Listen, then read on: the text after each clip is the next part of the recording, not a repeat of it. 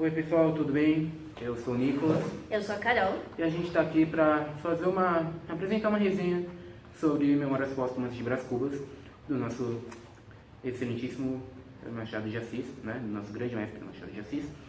E, assim, você até poderia pegar um resumo no YouTube ou na internet, falando sobre Memórias Póstumas, mas a gente está aqui para apresentar uma resenha e para te convencer a ler Memórias Póstumas, porque ler, além de ser um livro bacana assim, de você pegar e ler, é um livro que cai bastante em vestibulares, né, e que você estuda ao longo do ensino médio. É lógico, por isso que você está buscando essa resenha. Mas, além disso, ler o livro pode te ajudar na prova, porque tem alguns trechos que caem ali. E se você já leu, assim, você pode pegar, mas, assim, tipo, pode ir, assim, melhor direcionado, né? Bem, antes de falar sobre Memórias Póstumas, a gente vai falar um pouco sobre o realismo, que Memórias Póstumas está inclusa aí no realismo, né? Tem bastante dessa estética e a gente vai falar um pouco sobre, para você não ficar totalmente perdido, né? Então, o realismo, ele foi um movimento literário que surgiu na Europa, mas que se expandiu para o Brasil também, e que surgiu a partir de várias mudanças que estava tendo no final do século XIX e que tem bastante influência assim, né, no seu surgimento, né? Então, uma coisa que isso deve falar do seu foco na objetividade, diferente do movimento romancista, que tudo é mais subjetivo, tudo mais nas entrelinhas. Isso já é um pouco, no movimento realista já é um pouco mais direto, né? Não que não tenha suas entrelinhas, mas que já é algo que não você não tem que buscar muitas interpretações, né? Tem um objetivo ali, lógico, né? Por isso, objetividade. E tem também a parte da análise da sociedade e dos comportamentos coletivos, né? Que isso essa grande marca do realismo, já que o romantismo ele faz uma análise muito mais individual, né? Ou seja, foca no protagonista e tal. Já o realismo ele inclui o protagonista e os personagens, né, no contexto dessa sociedade. Eles não fogem do que compõe o caráter da sociedade, entendeu? E outra coisa, os escritores eles sempre tentam fazer com que os leitores tenham uma interpretação mais livre do que eles escrevem, né? Normalmente assim, né? Tem alguns que dão essa interpretação mais livre, né? Não que não tenha, eles não deixem lá assim implícito o que seria realmente, mas eles deixam livre justamente para enganar o leitor e para dar graça à leitura, certo? Então, outra coisa é o contexto brasileiro, né? Já que estamos falando de Memórias Póstumas, é um livro brasileiro, então encaixa mais no contexto brasileiro da época. Então, ali a gente está falando do segundo reinado do Império do Brasil, e naquela época, assim, no finzinho, não no finzinho, mas um pouco antes, teve o fim do tráfico negreiro, né? Então, a comercialização de escravos ficou mais difícil, não tinham escravos vindo do exterior assim alimentando o mercado, o mercado escravista. Então tinha mais circulação interna, e isso encareceu bastante os escravos, e isso atingiu muito a sociedade escravocrata, e isso criou uma instabilidade econômica e política, né? E a partir dali surgiram movimentos abolicionistas e também movimentos republicanos, né? Ou seja, querendo tirar o império e colocando a república, né? E isso criou um cenário bastante instável ali, né? E assim, os romances já não faziam mais sentido assim no contexto ali, né? A interpretação assim, deles não se fazia mais sentido, né, para as pessoas. Então Machado de Assis entra nesse contexto com suas análises e ele meio que se torna o principal nome do realismo aqui no Brasil, né? Então, falando um pouco do Machado de Assis e falando assim, dando ênfase a Memórias Póstumas, Memórias Póstumas se encontra na segunda fase dos romances de Machado de Assis. Então, sempre esses romances sempre tem como cenário o Rio de Janeiro da época do Segundo Império, né, do Segundo Reinado, ou seja, né, Dom Pedro II está lá, e analisa bastante a sociedade da época, né, como eu já falei. O Machado de Assis ele sempre escreve esses romances focando na falsidade da vida depois do casamento, marcado pela traição, né?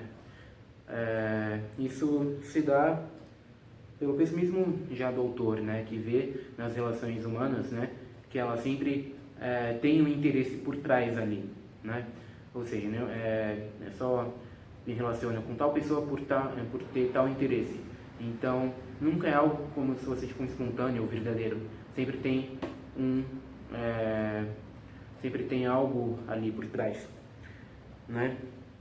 E isso reflete também nos personagens, principalmente nos protagonistas, que são da classe dominante, ou seja, são da elite, né? Ali, ou seja, fazendeiros, ricos e tudo mais que não precisam trabalhar, né?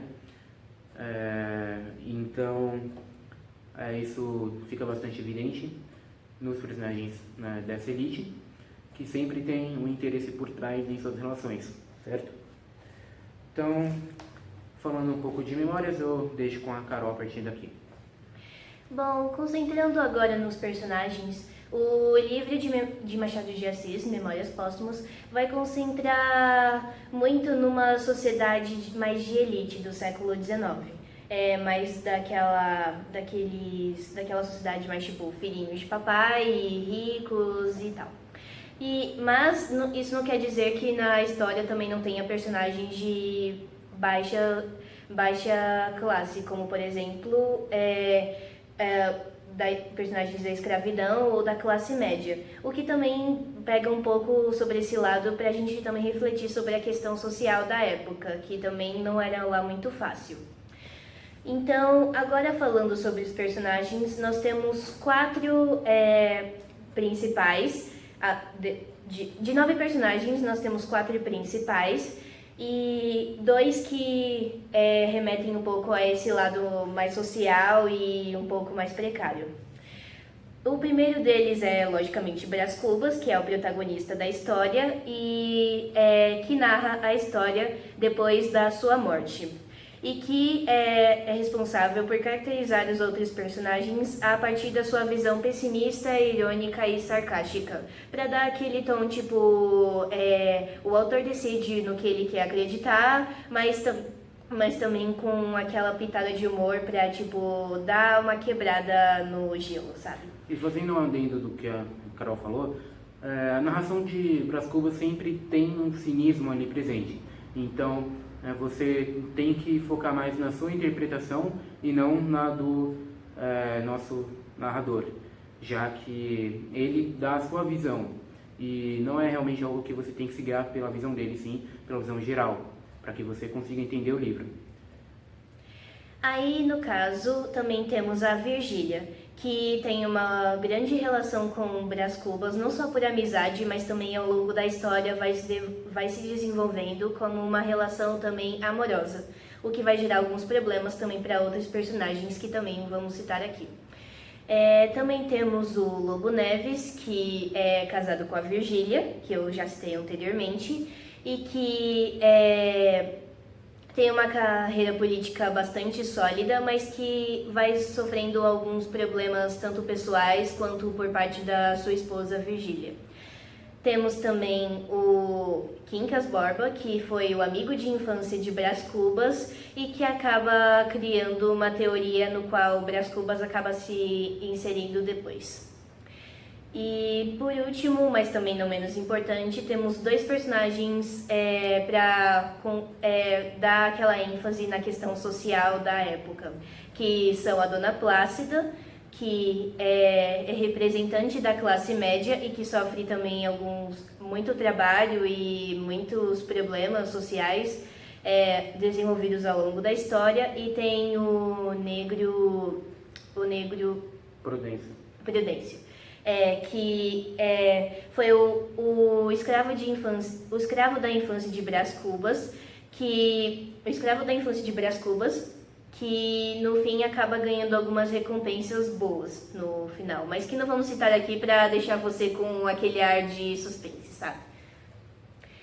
E também, por último, nós vamos também falar um pouco sobre a nossa opinião do livro, que é praticamente a mesma, a minha e a do Nicolas. Que é um livro bastante interessante, vale a pena você ler, e que dá muito aquele ar de, tipo, você ter as suas próprias visões da história, sabe? E ele deixa você ter as suas próprias conclusões sobre cada fato, cada acontecimento que acontece. E o fato dele ser contado por um narrador que narra todas as suas memórias depois de sua morte, quebra um pouco com essa estética realista que o Nick contou no começo, sabe? Que era uma estética realista bastante objetiva, enquanto o Brás Cubas leva um pouco para esse lado mais sarcástico, irônico, pessimista e um pouco, sabe, não regular, mas bastante irregular. Como, por exemplo, capítulos curtos, alguns em branco, com bastante exclamações, pontos de interrogação e vários questionamentos que ele vai fazendo ao longo da história. Desce o like aí no vídeo, né? E tomara que a gente tenha te convencido a ler Memórias Póstumas, porque realmente vale muito a pena.